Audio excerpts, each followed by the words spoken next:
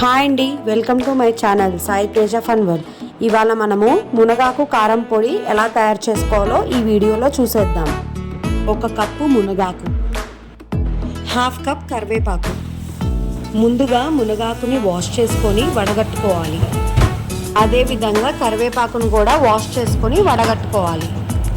ఇప్పుడు మునగాకుని కరివేపాకుని తడి లేకుండా ఆరబెట్టుకోవాలి. స్టవ్ ఆన్ చేసి ప్యాన్ పెట్టుకొని ఆయిల్ వేసుకోవాలి. 1 2 స్పూన్స్ పచ్చిశనగపప్పు వేసి వేయించుకుందాం. పచ్చిశనగపప్పు వేగిన తర్వాత 2 స్పూన్స్ మినపప్పు కూడా వేసి వేయించుకోవాలి. 2 స్పూన్స్ ధనియాలు కూడా వేసి వేయించుకోవాలి. ధనియాలు కూడా వేగిన తర్వాత 1 స్పూన్ జీలకర్ర వేసి వేయించుకోవాలి. అన్నీ వేగిన తర్వాత ఒక ప్లేట్లోకి షిఫ్ట్ చేసుకుందాం. ఇవి ఆరే లోపల ఎండుమిరపకాయలు వేయించుకుందాం.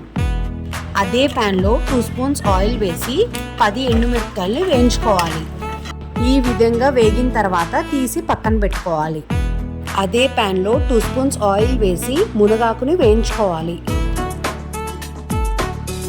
ఈ విధంగా క్రిస్పీగా వేయించుకొని పక్కన పెట్టుకోవాలి. కొంచెం ఆయిల్ వేసుకొని కరివేపాకును కూడా వేయించుకోవాలి. ఈ విధంగా వేయించుకొని పక్కన పెట్టుకోవాలి. మునగాకు కరివేపాకు ఆరే లోపల ఇందాక వేయించి పెట్టుకున్న వాటిని గ్రైండ్ చేసి పెట్టుకుందాం. రుచికి సరిపడా ఉప్పు, 4 వెల్లుల్లిపాయ రెబ్బలు వేసి గ్రైండ్ చేసుకోవాలి.